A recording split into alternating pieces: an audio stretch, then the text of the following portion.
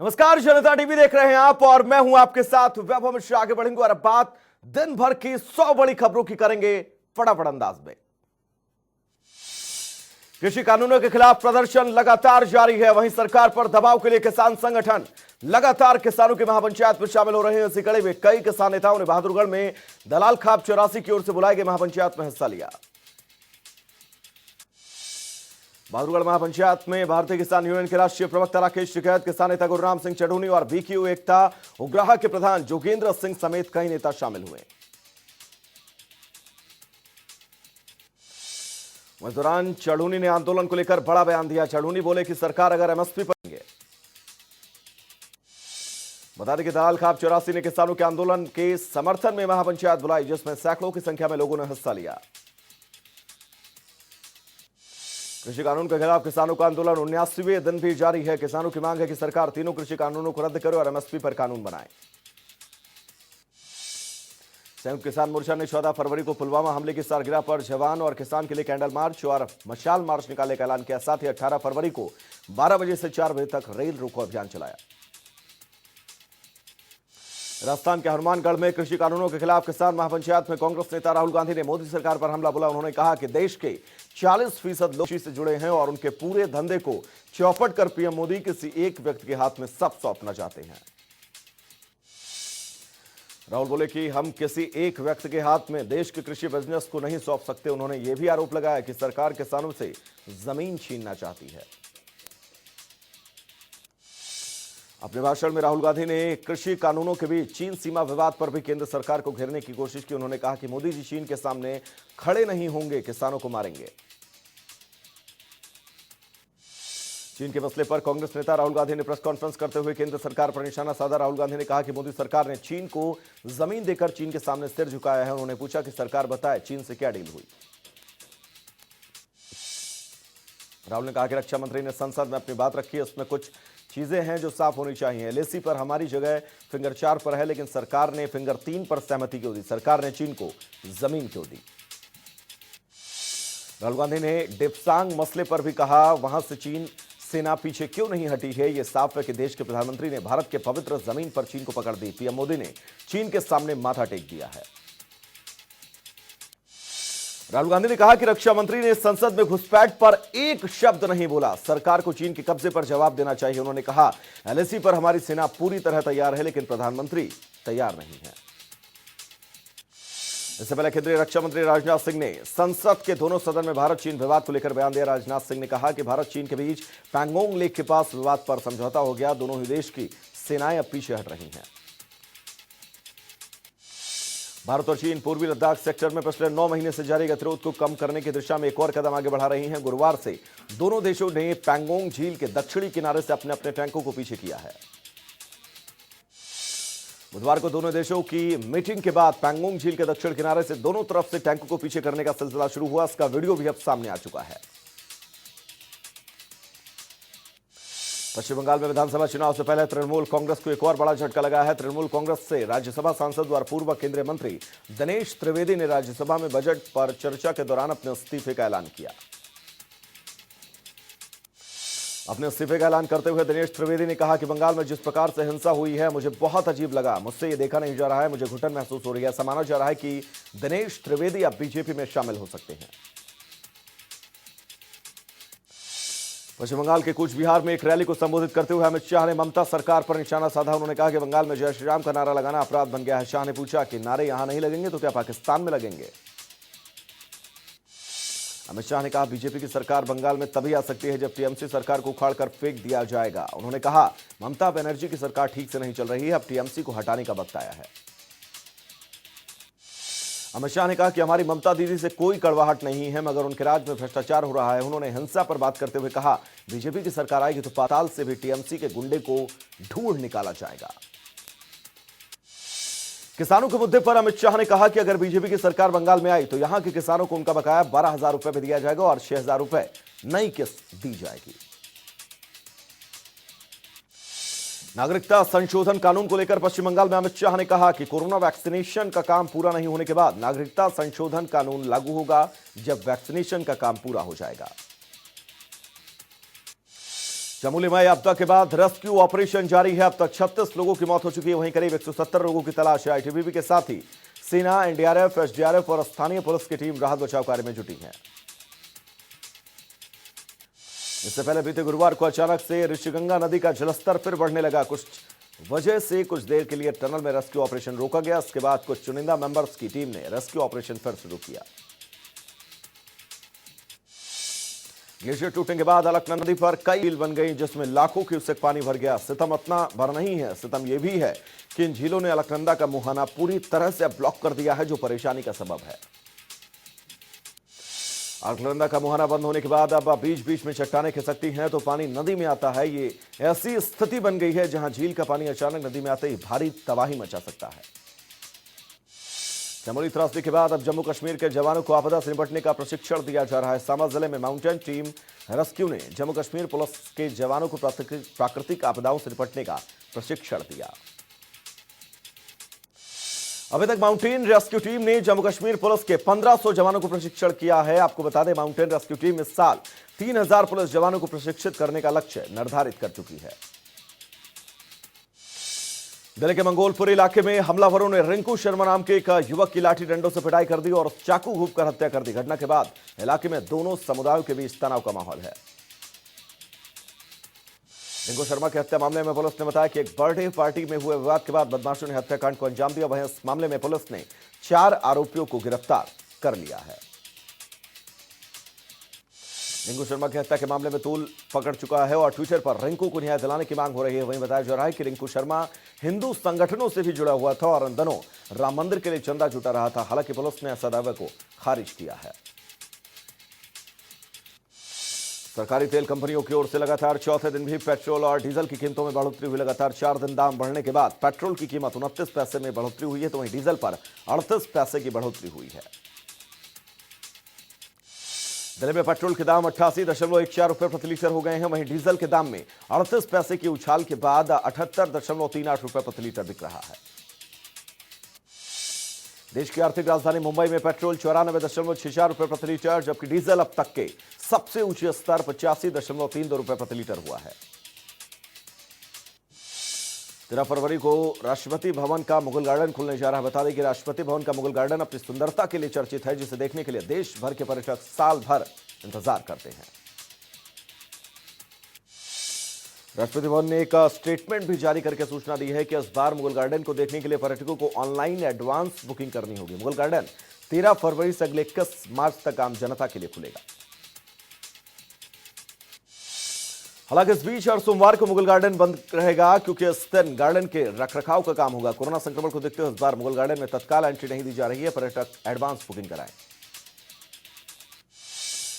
CM Yogi Adityanath ने स्वामित्व योजना का शुभारंभ किया। इस दौरान योगी आदित्यनाथ ने स्वामित्व योजना के प्रमाण पत्र भी बांटे। इस योजना का फायदा यूपी के 82,000 गांवों को मिलेगा। उत्तर प्रदेश विधानसभा और विधान परिषद के पास होने के बाद अब किराएदारी कानून लागू किया जाएगा। राज्य सरकार जिसके लिए उत्तर प्रदेश नगरीय परिसरों की किराएदारी विनियम विधेयक लाएगी, जिसे 18 फरवरी से होने वाले सत्र में पेश किया जाएगा। राष्ट्रीय लोकदल ने मथुरा में बलदेव की अबैरनी चौराहे पर किसान पंचायत का आयोजन किया, जिसमें रालोद उपाध्यक्ष और पूर्व सांसद जयंत चौधरी शामिल हुए। बता दें कि मथुरा में रालोद की दूसरी महापंचायत है। मुरादाबाद के बिलारी में नए कृषि कानूनों के विरोध में महापंचायत का आयोजन किया गया, जिसमें कई जिलों के किसान शामिल हुए। महापंचायत के लिए पेयजल के साथ लंगर का भी इंतजाम किया गया। पुलिस प्रशासन ने महापंचायत के लिए सुरक्षा के इंतजाम भी किए। बिलारी में होने वाले भारतीय किसान यूनियन की महापंचायत को सफल बनाने के लिए किसान नेताओं ने अपनी ताकत झोंक दी। बिलारी महापंचायत में भारतीय किसान यूनियन के राष्ट्रीय अध्यक्ष नरेश टिकैत और युवा के राष्ट्रीय अध्यक्ष गौरव टिकैत के अलावा प्रदेश अध्यक्ष समेत कई बड़े नेता शामिल हुए। मुजफ्फरनगर के रामपुरी में 22 साल के युवक ने फांसी लगाकर खुदकुशी कर ली। युवक काफी लंबे समय से क्लेश के चलते परेशान था, जिसके चलते युवक ने फांसी लगाकर खुदकुशी कर ली। पुलिस ने शव को कब्जे में लेकर मामले की जांच शुरू कर दी है। मुजफ्फरनगर के सफीपुर गांव में एक युवक को पीटते पीटते कुछ का वीडियो सोशल मीडिया पर वायरल हो रहा है। ये वीडियो आरोपी ने सोशल मीडिया पर शेयर किया। वहीं पुलिस अब कार्रवाई करते हुए आरोपी को गिरफ्तार कर चुकी है। लखीमपुर नेशनल हाईवे पर स्थित तोलानी भट्टे पर काम कर रही एक महिला पर भट्टे की ईंट की दीवार गिरने से दर्दनाक मौत हो गई। वहीं साथी महिला घायल हो गई। महिला को गंभीर हालत में अस्पताल में भर्ती कराया गया है। फरक्काद में डॉक्टर राम मनोहर लोहिया अस्पताल में 2 चरण के फेज का टीकाकरण शुरू हुआ। शुरुआत में जिला स्तरीय फ्रंटलाइन अधिकारियों और कर्मचारियों का टीकाकरण किया जा रहा है। फरक्काद में पुलिस थाने के ड्राइवर ने पत्रकार के बेटे की पिटाई की, जिसका वीडियो सोशल मीडिया पर वायरल हो रहा है। ड्राइवर ठेके से शराब लेने गया था, जिस दौरान बालक ड्राइवर से टकरा गया। बालक के टकराने के बाद ड्राइवर ने लड़के की पिटाई कर दी। अमेठी में सपा सरकार के पूर्व खनन मंत्री गायत्री प्रजापति के भतीजे का संदिग्ध परिस्थिति में रेलवे ट्रैक पर कटा हुआ शव मिला। ग्रामीणों की सूचना पर मौके पर पहुंची पुलिस ने शव को कब्जे में लेकर पोस्टमार्टम के लिए भिजवा दिया। फिरोजाबाद के हाजीपुरा सर्कुलर रोड के पास शॉर्ट सर्किट के चलते मुर्गे की दुकान में आग लग गई। शॉर्ट सर्किट से लगभग 5 दुकानें जल गईं और दुकान में सो रहा मजदूर भी गंभीर रूप से झुलस गया। प्रयागराज से वाराणसी आ रही बस लहरतारा पुल की रेलिंग से टकराकर लटक गई। घटना में 3 लोग घायल हुए। घटना के कारण बस के स्टीयरिंग फेल होने को बताया जा रहा है। जौनपुर जिले की एसओजी की पूछताछ के बाद युवक की थाना परिसर में संदिग्ध परिस्थितियों में मौत हुई है। परिजनों ने पुलिस की ओर से पीट कर मारने का आरोप लगाया। वहीं परिजनों ने मर्चरी हाउस पर पुलिस के खिलाफ नारेबाजी भी की। एलएसी पर राहुल गांधी के बयान को लेकर प्रदेश के गृह मंत्री अनिल विज ने हमला बोला। विज ने कहा कि राहुल गांधी बार बार देश को अपमानित करते हैं। इस तरह की बयानबाजी से सेना के जवानों का मनोबल कम होता है। लोकसभा में हम तो हमारे दो वाले नारे को लेकर अनिल विज ने राहुल गांधी पर तंज कसा और कहा, यह नारा उनकी दादी इंदिरा गांधी ने दिया था। हमारा नारा तो सबका साथ सबका विकास है। राहुल गांधी को अपने ही परिवार के इतिहास का ज्ञान नहीं है। पूर्व मुख्यमंत्री और इनेलो के राष्ट्रीय अध्यक्ष ओपी चौटाला सिरसा पहुंचे और कार्यकर्ताओं से बात की। उन्होंने किसान आंदोलन को लेकर केंद्र और राज्य सरकार पर जमकर निशाना साधा। एक सवाल के जवाब में ओपी चौटाला ने कहा कि अहमदाबाद उपचुनाव भी बंगाल चुनाव के साथ होने की संभावना है। ओपी चौटाला ने कहा कि किसानों और सभी वर्गों को केंद्र परेशान कर रहा है। अभय सिंह चौटाला के इस्तीफे पर प्रतिक्रिया देते हुए उन्होंने कहा कि इनेलो में त्याग और कुर्बानी की परंपरा रही है। अपने पोते दुष्यंत चौटाला और भाई रणजीत सिंह चौटाला के सवाल को टालते हुए उन्होंने कहा कि उनसे संबंधित सवाल न पूछें। ओपी चौटाला बालों की कृषक राष्ट्र के उज्जवल भविष्य के लिए ही आंदोलनरत हैं और ये 3 कानून लागू होते हैं तो पूरा राष्ट्र बर्बाद हो जाएगा। ओपी चौटाला ने हरियाणा में गठबंधन सरकार पर खुला हमला बोला। ओपी चौटाला ने कहा कि गठबंधन सरकार अपने स्वार्थों की पूर्ति में लगी हुई है। सरकार का आम लोगों से कोई सरोकार नहीं है। कांग्रेस सांसद दीपेंद्र हुड्डा ने राज्यसभा में कृषि कानूनों को लेकर केंद्र सरकार पर निशाना साधा और कहा कि एक संविधान, एक निशान और एक चुनाव की बात करने वाली सरकार ने किसानों के लिए मंडियां 2 क्यों बनाई हैं। दीपेंद्र हुड्डा ने मांग की कि आंदोलन के दौरान शहीद हुए किसानों के परिवार के लिए सरकार पैकेज का ऐलान करे। उन्होंने कहा कि सरकार जल्द किसानों से बातचीत करे और उनकी मांगे माने। साथ ही दीपेंद्र हुड्डा बोले कि किसानों की आय डबल करने का दावा करने वाली सरकार ने कृषि बजट घटा दिया है। इसके अलावा उन्होंने कहा, राष्ट्रवाद की बात करने वाली सरकार ने सैनिकों के पेंशन का बजट घटा दिया है। महेंद्रगढ़ के दीवान कॉलोनी वासियों ने रास्ता मिलने पर पूर्व मंत्री रामविलास शर्मा के लिए अभिनंदन समारोह का आयोजन किया है, जिसमें कॉलोनी वासियों ने रामविलास शर्मा का जोरदार स्वागत किया। सीएम के हस्तक्षेप से 12 दिन बाद दीवान कॉलोनी को रास्ता मिला है। 30 जनवरी को रास्ता बंद किया था, जिसके बाद पूर्व मंत्री रामविलास शर्मा के नेतृत्व में एक प्रतिनिधिमंडल ने सीएम से मुलाकात की थी। गृहमंत्री अनिल विज के भाई और डीआईजी के बीच विवाद अब तूल पकड़ता जा रहा है। दरअसल करनाल में रोड समाज के लोगों ने डीआईजी के समर्थन में जिला सचिवालय पहुंचकर सीएम के नाम ज्ञापन सौंपा।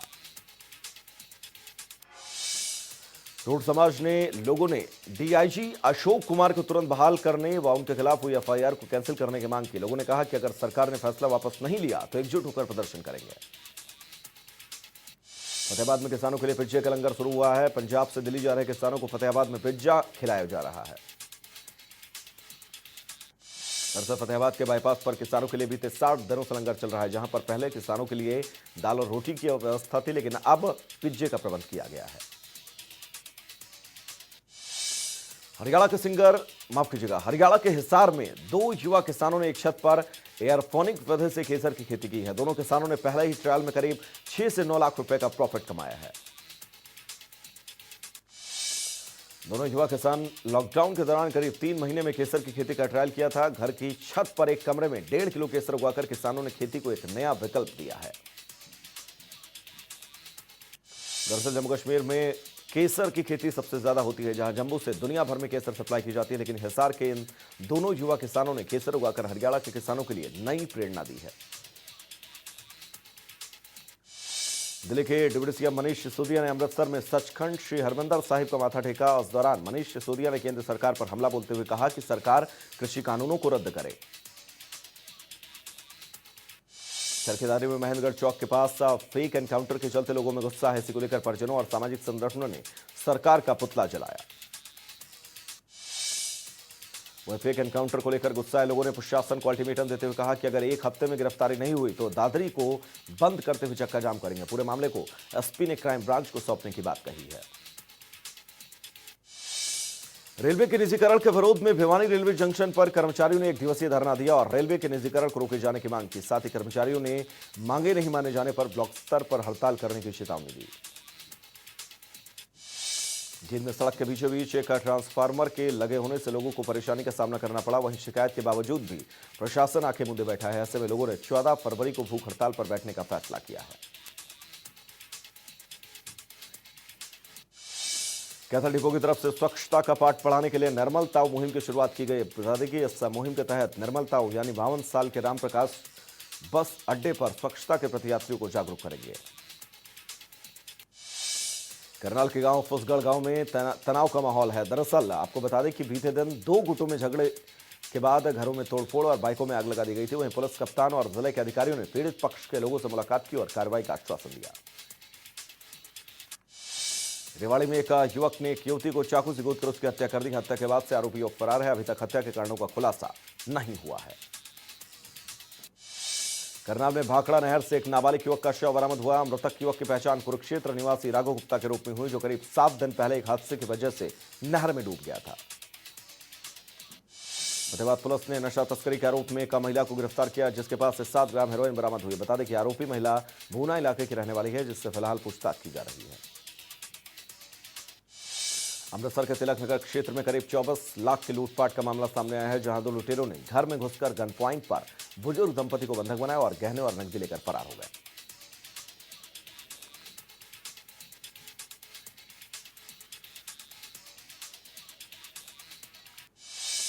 गुना में हाईवे नंबर 709 पर कोहरे की वजह से कई वाहनों की आपस में टक्कर हुई। हादसा मुंडाना गांव का हुआ, जिसमें करीब 4 से 5 लोग घायल हुए। हिमाचल प्रदेश की 13वीं विधानसभा का चौथा बजट सत्र 26 फरवरी से शुरू होगा। मुख्यमंत्री जयराम ठाकुर अपनी सरकार का चौथा बजट सत्र 6 मार्च को विधानसभा में पेश करेंगे। गैस सिलेंडर के बाद प्याज की कीमतों में उछाल के चलते सोलन में लोगों को परेशानी का सामना करना पड़ा। शहरवासियों का कहना है कि महंगाई पर प्रदेश सरकार को नियंत्रण करना चाहिए, नहीं तो आम जनता का जीना दूभर हो जाएगा। सोलन के परवाड़ू बाजार में पुलिस ने 3 युवकों को नशे के खेप के साथ गिरफ्तार किया, जिनके पास से चरस और चिट्टा बरामद किया गया। फिलहाल गिरफ्तार किए गए युवकों से पूछताछ की जा रही है। बिलासपुर के श्री नैना देवी के पास भर्ती क्षेत्र मंडियाली से पुलिस ने 1 किलो से ज्यादा चरस के साथ 4 लोगों को गिरफ्तार किया। पुलिस ने चारों युवकों के खिलाफ मामला दर्ज कर आगे की कार्रवाई शुरू कर दी है। विश्वविख्यात ज्वालामुखी मंदिर में गुप्त नवरात्र की शुरुआत हुई है। 9 दिन तक चलने वाले इस नवरात्र का शुभारंभ के दौरान एसडीएम अंकुश शर्मा भी मौजूद रहे। आगे बढ़ेंगे, जहां पर विश्व भर में कोरोना के कुल मामले 10 करोड़ 82 लाख को पार कर चुके हैं। 23,77,000 से ज्यादा की मौत, 8 करोड़ 3 लाख से ज्यादा ठीक हुए हैं। भारत में अब कोरोना के साए से बाहर आना शुरू हो चुका है। कोरोना के सक्रिय मामलों में गिरावट आई है। पिछले एक सप्ताह में 600 जिलों में कोरोना से एक भी मौत नहीं हुई है। भारत में ग्राफ नीचे आ रहा है। देश में कोरोना के 9,353 नए केस सामने आए, जबकि 15,700 से ज्यादा ठीक। 24 घंटे में 85 लोगों की मौत हुई। भारत में संक्रमितों की संख्या 1 करोड़ 8 लाख 80 हजार को पार कर चुकी है। 1 करोड़ 5 लाख 87 हजार से ज्यादा ठीक, तो वहीं 1,55,400 से ज्यादा की मौत हुई है। राजधानी दिल्ली में संक्रमितों का कुल आंकड़ा 6,36,000 को पार कर चुका है, जिनमें से 1,000 से ज्यादा का इलाज जारी है। उत्तर प्रदेश में कुल मामले 6 लाख को पार कर चुके हैं, इनमें से 8,695 से ज्यादा की मौत, तो वहीं 3,300 से ज्यादा केस एक्टिव है। हरियाणा में 2,68,000 को पार कर चुका है। 2,64,000 से ज्यादा मरीज ठीक हो चुके हैं। कनाडा ने दावा किया है कि प्रधानमंत्री जस्टिस ट्रूडो ने पीएम नरेंद्र मोदी के साथ बातचीत के दौरान किसानों के प्रदर्शन का मुद्दा उठाया था। हालांकि भारत की ओर से जारी बयान में कहीं भी इसका जिक्र नहीं किया गया है। अमेरिकी विदेश मंत्रालय के ट्वीट में कश्मीर को भारत के बताए जाने पर पाकिस्तान भड़क गया है। दरअसल पाकिस्तान के विदेश मंत्रालय ने कश्मीर को भारत का हिस्सा बताए जाने पर विरोध दर्ज कराया। वहीं विदेश मंत्री शाह महमूद ने अमेरिका को उसके लिए खरी खोटी भी सुनाई। अमेरिकी सेना दुनिया के सबसे घातक अटैक हेलीकॉप्टर अपाचे को नए हथियारों से लैस करेगी। दरअसल अमेरिकी सेना अपाचे हेलीकॉप्टर में हथियारों से लैस दो घातक ड्रोन्स लगाने की अब तैयारी कर रही है। अमेरिका के टेक्सास में एक हाईवे पर बारिश के चलते पैदा हुई फिसलन से भयानक हादसा हुआ। उसमें 100 गाड़ियां एक दूसरे से टकरा गईं। इस बता दें घटना में करीब कम से कम 6 लोगों की मौत हुई, जबकि दर्जनों लोग घायल बताए जा रहे हैं। चीन ने उइगुर अल्पसंख्यकों को लेकर गलत रिपोर्टिंग का हवाला देते हुए British television channel BBC world news को बैन कर दिया है। वहीं इस बैन के बाद ब्रिटेन ने इस कदम को अस्वीकार्य बताया और कहा कि इससे चीन की प्रतिष्ठा धूमिल होगी। अफगानिस्तान से आतंकियों के जरिए रॉकेट दागने का मामला सामने आया, जहां आतंकियों ने अफगानिस्तान से पाकिस्तान पर रॉकेट दागा, जिसमें एक बच्चे की मौत हुई। इसके अलावा कई बच्चे घायल भी हुए। आगे बढ़ेंगे, जहां पर 18 फरवरी को चेन्नई में IPL की अगली नीलामी होगी, जिसमें 292 खिलाड़ी नीलामी में उतरेंगे, जिसमें हरभजन सिंह, केदार जाधव, स्टीव स्मिथ और ग्लेन मैक्सवेल को 2 करोड़ रुपए के बेस प्राइज में रखा जाएगा। खिलाड़ियों की संख्या में कटौती की गई है। नीलामी के लिए उतरने वाले 292 खिलाड़ियों में से 164 भारतीय, 125 विदेशी और एसोसिएट देशों के 3 खिलाड़ियों को शामिल किया गया, जिनमें से 8 फ्रेंचाइजी 61 स्थानों को भरने के लिए बोली लगाई जाएगी। भारत और इंग्लैंड के बीच दूसरे टेस्ट मैच हासिल करने के लिए चेन्नई के M चिदम्बरम स्टेडियम में क्रिकेट प्रेमी की भीड़ उमड़ पड़ी। इस दौरान सोशल डिस्टेंसिंग की धज्जियां उड़ी। दूसरे टेस्ट मैच के लिए सभी टिकटों की बिक्री हालांकि ऑनलाइन की गई, लेकिन दर्शकों को टिकट लेने के लिए स्टेडियम आना पड़ा। आपको बता दें, दूसरे टेस्ट मैच के लिए स्टेडियम में 50% दर्शकों को आने की अनुमति दी गई है।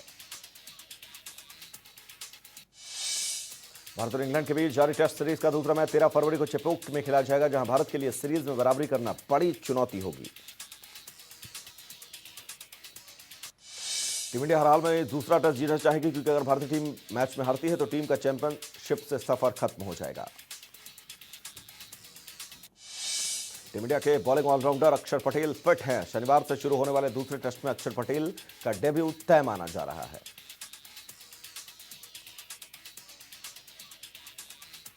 पाकिस्तान ने पहले T20 मैच में दक्षिण अफ्रीका को 3 रनों से हराकर 3 मैचों की सीरीज पर 1-0 से बढ़त बनाई। पाकिस्तान की जीत में विकेटकीपर मोहम्मद रिजवान के नाबाद शतक का अहम योगदान है।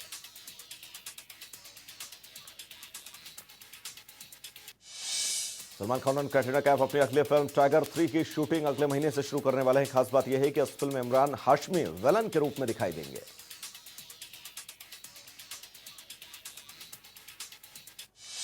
पंगा क्वीन कंगना रनौत ने अब सोशल नेटवर्किंग साइट ट्विटर से पंगा ले लिया है। दरअसल कंगना ने जल्द ही ट्विटर ऐप छोड़ कू ऐप पर नया अकाउंट बनाने की बात की है। बता दें कि कंगना अपने इस कदम को देश प्रेम बता रही हैं। तेलंगाना की मानसा वाराणसी ने 23 साल की उम्र में VLCC फेमना मिस इंडिया 2020 का खिताब अपने नाम किया है। फेमना मिस इंडिया के आधिकारिक इंस्टाग्राम अकाउंट से VLCC टॉप 3 विनर्स के नाम की घोषणा की गई, जिसमें टॉप 3 में से मानसा, वाराणसी, मान्या सिंह और मानिका शोकत ने जगह बनाई है। बॉलीवुड एक्ट्रेस जानवी कपूर का एक वीडियो सोशल मीडिया पर वायरल हो रहा है, जिसमें एक्ट्रेस कुछ लोगों को बैठाकर ई-रिक्शा चलाती हुई दिखाई दे रही हैं। TV reality show big boss season 14 के फिनाले में कुछ ही दिन बाकी हैं। उस बीच खबर है कि सबसे बड़ी एंटरटेनर राखी सावंत ने फिनाले में एंट्री ली है। बता दें कि राखी से पहले रूबीना दलैक ने टिकट जीतकर फिनाले अपने जगह बनाई थी।